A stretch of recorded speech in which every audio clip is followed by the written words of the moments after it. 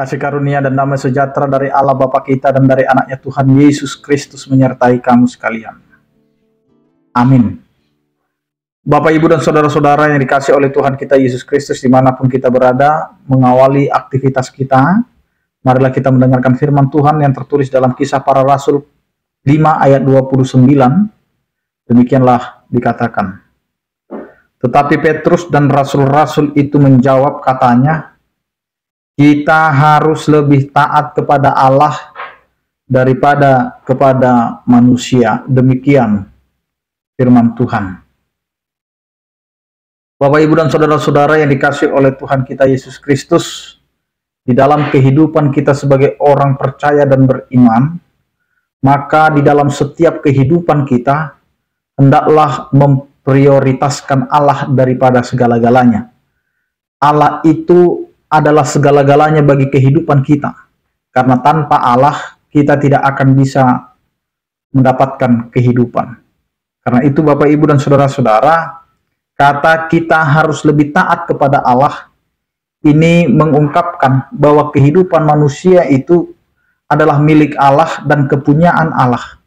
Kalau kita adalah kepunyaan Allah, maka kita harus menghamba kepada Allah, dan kita harus tunduk kepada apa yang diinginkan oleh Allah dalam kehidupan kita. Maka ketaatan kita hanyalah kepada Allah saja. Karena hanya Allah sajalah yang memiliki kuasa atas kehidupan kita. Baik itu ketika kita dilahirkan sampai dengan kita harus mengakhiri kehidupan kita. Allah lah yang memiliki kuasa. Karena itu tidak boleh ada Allah lain, tidak boleh ada hal-hal yang lain yang menggeserkan Allah daripada kehidupan orang percaya, tetapi Allah adalah bagian terpenting dari setiap kehidupan orang percaya. Karena Allah lah sumber dari segalanya, sumber dari kehidupan kita, sumber dari apa yang kita butuhkan dalam setiap kehidupan kita.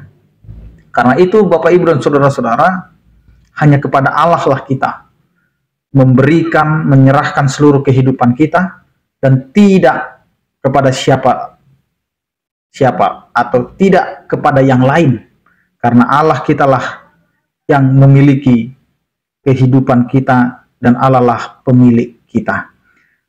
Kenapa ini ditegaskan?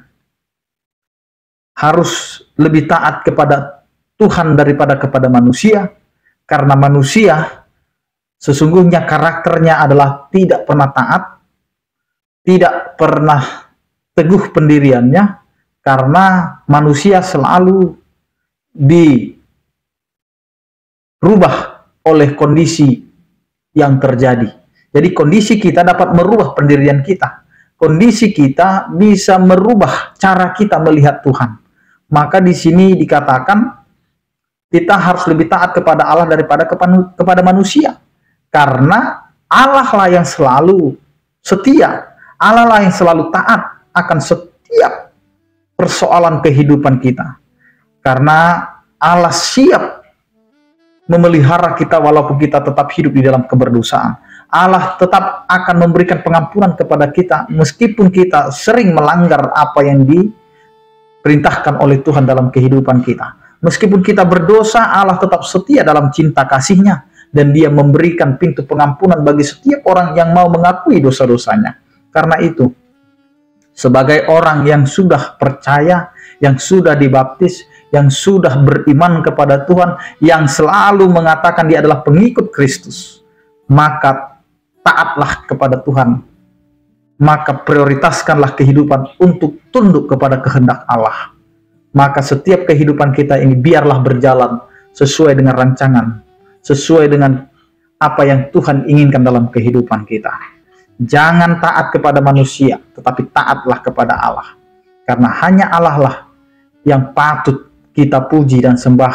Karena di dalam Tuhan kita dapat melihat kehidupan kita yang dikaruniakan, yang diberikan, dan juga dipercayakan.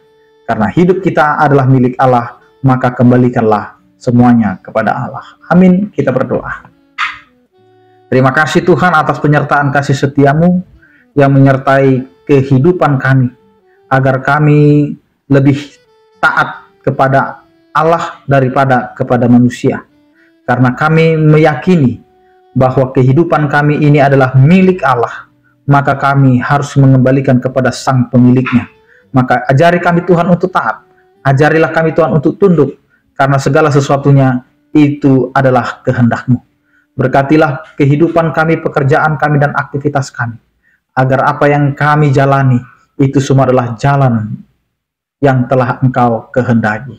Berkatilah setiap orang percaya yang sakit, Engkau berikan kesembuhan, yang berduka Engkau berikan penghiburan, peneguhan, dan juga kepada saudara-saudara kami yang menghadapi berbagai pergumulan dalam kehidupannya, Engkaulah Tuhan yang menyertai dan menguatkan mereka untuk bisa melalui setiap tantangan dan pergumulan kehidupan setiap harinya. Terpujilah Engkau ya Tuhan, dalam Kristus Yesus kami berdoa. Anugerah Tuhan kita Yesus Kristus, kasih setia daripada Allah Bapa dan persekutuan Roh Kudus, itulah yang menyertai kamu sekalian. Amin. Selamat beraktivitas, tetap menjaga kesehatan. Salam sehat dari kami, Tuhan Yesus memberkati. Horas.